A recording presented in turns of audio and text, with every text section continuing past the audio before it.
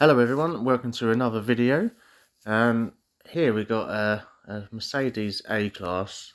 I thought I'd do one with a wet and wet sort of new door, because I haven't done one of these yet. So this is a A-Class damaged front door and blend on either side, so rear door and wing.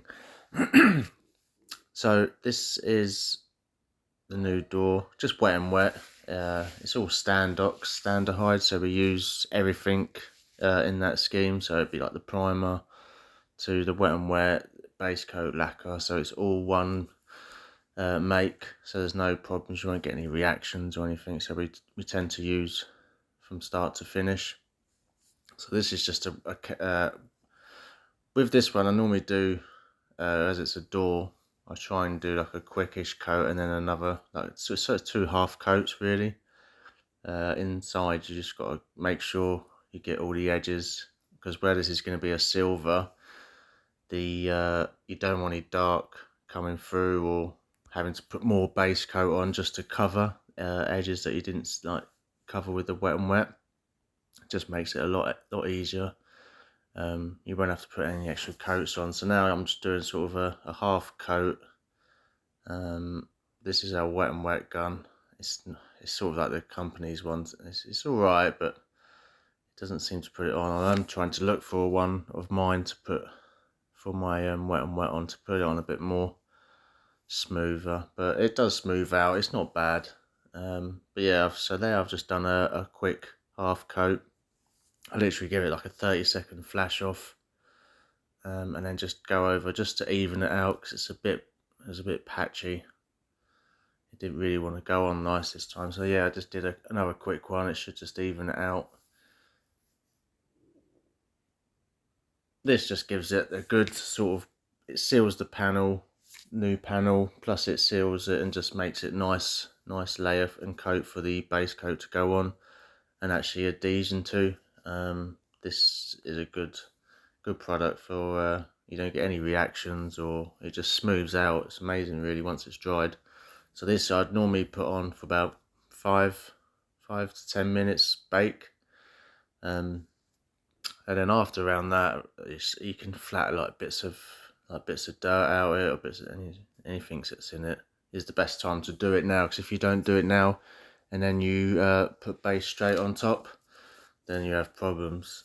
Which I actually had a problem with my gun, because I was spraying inside with base coat, and it just didn't seem very right. So I had to muck around with it a bit. I think it was a little bit blocked in one of the holes. Hence why I should clean it really good every time, but obviously not this time. I didn't. It just helps if you do it, as you just got to really make sure your guns are clean, especially if you're doing it sort of a few times a day. Quite a few times a day. It is sometimes a bit of a chore, but you just got to do it, because otherwise it just buggers you up on the next job, and then you're having to muck around with your gun and do stuff for the job. So yeah, always try and keep your guns really clean as best you can. I tend not to. I rarely ever leave them with paint in it. Like some people leave it overnight, or I don't do any of that. I rather just do it, get it cleaned out as quickly while it's wet, so it's got no chance to sort of dry or get stuck in there. So yeah, make sure your guns are really clean. Really helps you. So this is just the first coat of base. So again, when I did the inside there, I made sure I tried to get every little edge, because some cars, some have a lot of trims inside where you can't see it, but then others you can see bits, and there's nothing worse than someone coming back over and saying, "Oh, you need to paint this bit again because it's see-through," and yeah, it's a pain in the ass. It just takes up your time, slows the job down. So if you can try and, sometimes you're going to miss it. You're not always. We're not robots. We're not always going to get it, but try and get all the edges as best you can. And I probably did go a little bit too slow on this first coat, but where it was a silver, and I wanted to make sure when I dropped it out into like a real wet coat. Where it's silver, I did not want it to go patchy. So I was making sure there's a really wet coat, so then my drop coat will literally just sit into it, and then it will just flow out nicely. So yeah, it's probably a bit more than what I usually do. But yeah, I suppose the paranoia came out of me as a painter. So yeah, it's just nice and slow. This was just at 1.5 bar, which is just your pressure. The first coat, no, sorry, I made a mistake. Sorry, it's all at 2 bar, which is your pressure gauge for people who aren't really doing this every day and things. So yeah, 2 bar, your full coat, and then a drop coat. You just step back a bit, and you just let it just go a bit slower, a bit further back. You see it sit on with this paint. I think I've said it before in a couple of videos where it just sits in there, flows out. You put it all at one time, yeah. So now on the rear door, and these two are just blends. I think there's a couple of chips on the edges of the rear door which just had to be flat, but there's nothing major. So this is just purely for colour. So I've coloured full, maybe about a quarter of the way of the door. You can sort of see it, which I don't think, to be fair, I think this is where my first mistake was, because I didn't want to get it, because this has been painted down the side before. I didn't want to get any colour close to the rear door where the quartered would look a bit different.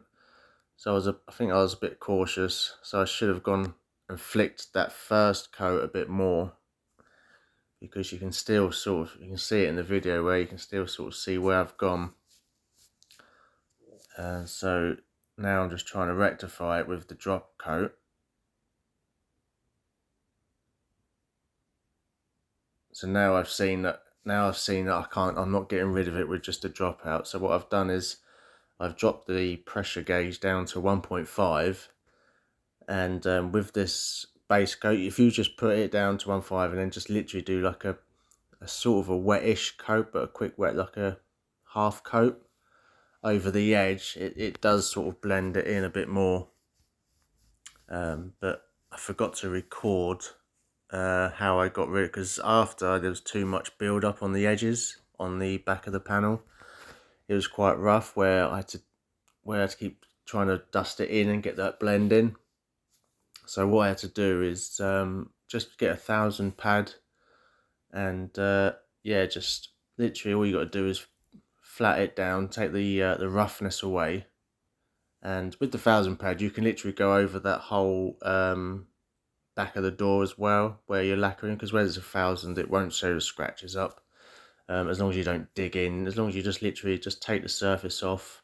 So that's where I'm showing you where I had to sort of so I flattered it, then I had to redo the 1.5 sort of drop coat sort of thing to get rid of that line and to get rid of the roughness, because if I would have lacquered over the roughness, it would have looked horrible. It just wouldn't have been a nice job. I would have had to flat half the panel and polish it, and we don't do that really. That's not the thing. That's not how we want to do things. So trying to avoid problems is the best way. So that was the best way I thought of going about it, is flatten it before I was lacquering, so then the lacquer would lay over a nice bit of base coat instead of some rough old stuff. So yeah, so now that was the first coat of lacquer.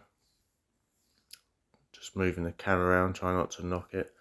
The stand I've got at the moment isn't the most stable, so it's like it does wobble sometimes, and the amount of times I've hit it with the airline. I'm sure that'll be in one of the videos. I'm sure might be knocked over, but hopefully not soon. So yeah, this is the first coat of lacquer on the new door. In the corner to my left, as you can see, in the back, is the seal cover, which had a small repair on the top.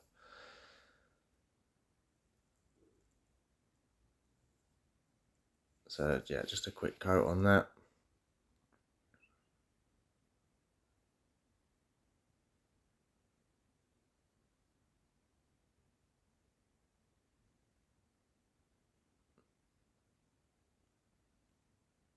So hopefully now, I think it is the second coat, yeah. So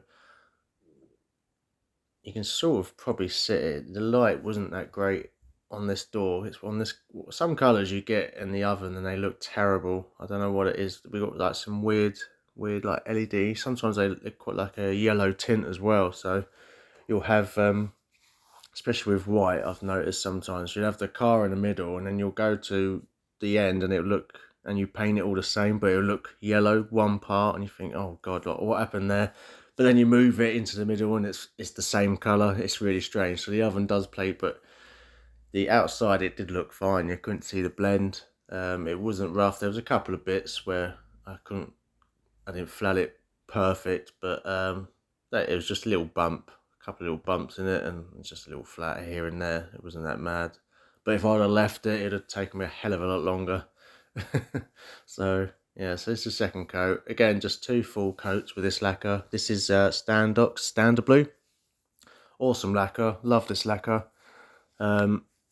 Just lays on lovely and doesn't go milky, doesn't go like, doesn't pull in, doesn't, it just, it's amazing. It's so good. It's quite expensive. I think it's a couple £100 for 5 litres for a kit. But yeah, if you are able to use it and you got the choice, definitely 100% use it. It's the best lacquer I use. So yeah, just second coat in the door. Inside doors, I tend to not go too mad because factory finishes, they don't tend to put much lacquer in them. I normally tend to put the most lacquer inside where the seam sealer bit is and where you see when you open the door. But where you've got like the door card and that, when you open the door, I tend to just do like a thin, like half coat, so it's sealed and there's like a coat of lacquer, but it's not like as mint as the outside, because that's just not how they are. But it's sealed. I mean, the factories, some of them do a lot less inside, and bonnets they don't seem to like to put much paint or clear coat on. But the thing is, when you get a customer, they want to see it brand new, so we sort of try and do the factory finish, but in some cases it's better just to make it look nice underneath. So yeah, and the frame inside the door, you have to make sure you get all sides of that frame, because this one, there's no trim covering it, so you really have to make sure you get all the edges. There's nothing worse than having a dry edge inside. Yeah, so I always start from inside, and then whatever comes out, I find that's the easiest way.